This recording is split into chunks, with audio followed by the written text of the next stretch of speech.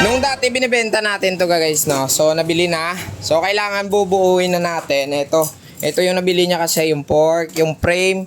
Meron na siyang seat post. Ayan, ito yung seat post niya. May manibela na and then handle post o tawag ta stem. So nagdagdag na lang siya ng mga crankset, saddle, ano pa daw dito, butong bracket, trailer. So kukumplituhin natin to ngayong araw kasi kukunin niya ng Tito Albert. So ayan mga guys, bubuuin muna natin at least makita ninyo yung dagway niya. Let's go.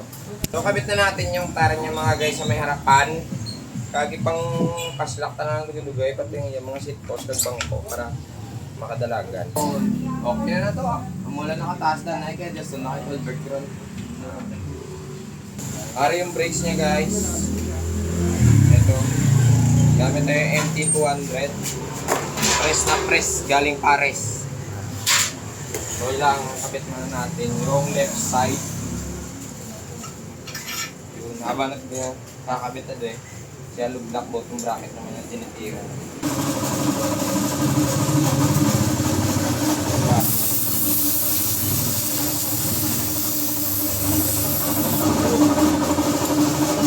Guys, rin ang unit na natapos sigid man naton. So, meron ng dagway isang bike ni Tito Albert, oh. Yun. Merong brand new, meron second hand. At least nabuo natin na sobrang ganda yung setup niya. Ayan, tingnan nyo. Diba? Panes! Pwede naka long ride, pwede naka trail. Bastante sa pyesa, animal.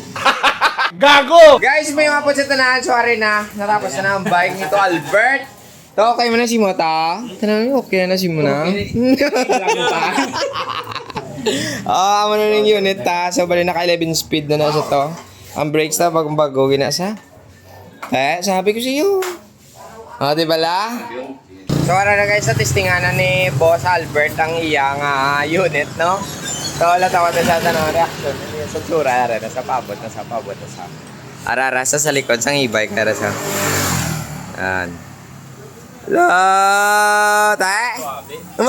Suabe. Goods na, tako sa bangko. Sakto lang gad. Di harap malanggal eh. Thank you.